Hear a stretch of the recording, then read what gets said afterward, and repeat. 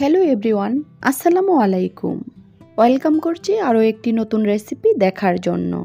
আমার আজকের রেসিপি সেমাই পুডিং। অল্প কিছু উপকরণে খুব সহজভাবে আপনারা এই পুডিং রেসিপিটি তৈরি করে নিতে পারেন। সেমাই পুডিং দেখতে যতটা সুন্দর, খেতে কিন্তু অনেক বেশি সুস্বাদু হয়ে থাকে। আশা করছি আমার আজকের রেসিপিটি সবার কাছে ভালো লাগবে।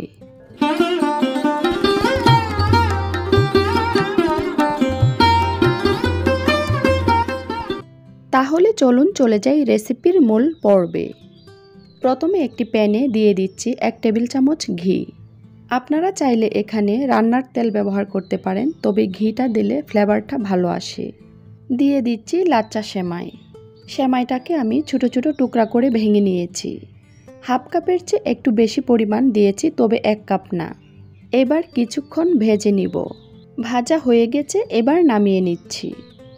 এবার আরেকটি প্যানে নিয়ে নিচ্ছি 3 কাপ পরিমাণ তরল দুধ। এখানে আমি মেজারমেন্ট কাপের 3 কাপ পরিমাণ দুধ নিয়েছি। দিচ্ছি হাফ কাপ পরিমাণ চিনি। মিষ্টিটা আপনারা আপনাদের পছন্দ অনুযায়ী দিবেন। দিচ্ছি এলাচ গুঁড়া, তাহলে ভালো একটা ফ্লেভার আসবে। নেড়ে চেড়ে খুব ভালো করে মিশিয়ে নিচ্ছি। যারা এলাচের ফ্লেভারটা পছন্দ করেন না, তারা বাদ দিতে পারেন।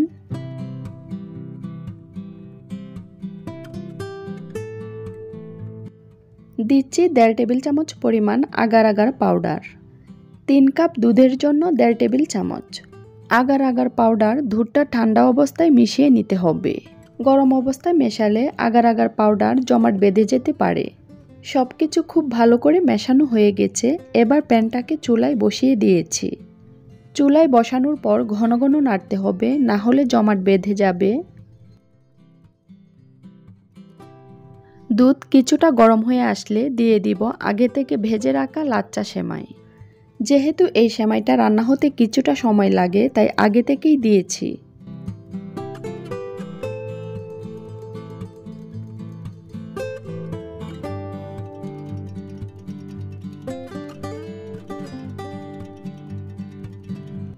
এখানে আমি 2 প্রকারের সেমাই ব্যবহার করছি। সেমাইটা যখন সেদ্ধ হয়ে গিয়েছে, তখন দিয়ে দিচ্ছি আরও হাফ কাপ পরিমাণ সেমাই। সেমাই খুব বেশি পরিমাণে দেওয়া যাবে না। এখানে 3 কাপ দুধের জন্য আমি দিয়েছি 1 কাপের চেয়ে একটু বেশি সেমাই, অর্থাৎ দুধটাকে তরল রাখতে হবে। যে পাত্রে পুডিংটা সেট করব, সেই পাত্রে আগে থেকে তেল ব্রাশ করে নিয়েছি। এবার গরম থাকা অবস্থায় ঢেলে নিচ্ছি। ঠান্ডা করে ঢেলে নেওয়া যাবে না। চুলা থেকে নামিয়ে যে পাত্রে পুডিংটা সেট করবেন, সাথে সাথে ঢেলে দিতে হবে। এবার আমি পুডিংটাকে ফ্রিজের নর্মাল চেম্বারে রেখে দিব 4 থেকে 5 ঘন্টার জন্য। ফিরে আসলাম 5 ঘন্টা পর।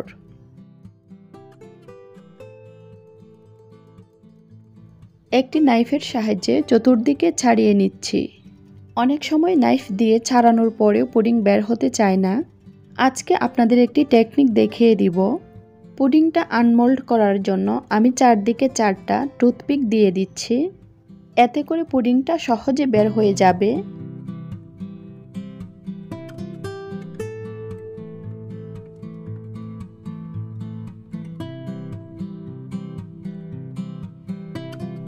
এবার একটি প্লেটে পুডিংটাকে বের করে নিচ্ছি।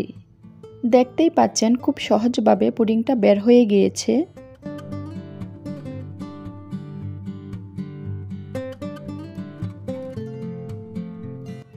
পুডিংটাকে আরও সুস্বাদু এবং আকর্ষণীয় করে তোলার জন্য দিয়ে দিচ্ছি বাদাম কুচি। মাঝখানে দিয়ে দিচ্ছি 3টা চেরি। আমি আমার পছন্দ অনুযায়ী ডেকোরেট করে নিচ্ছি। আপনারা আপনাদের পছন্দ অনুযায়ী ডেকোরেট করে নেবেন।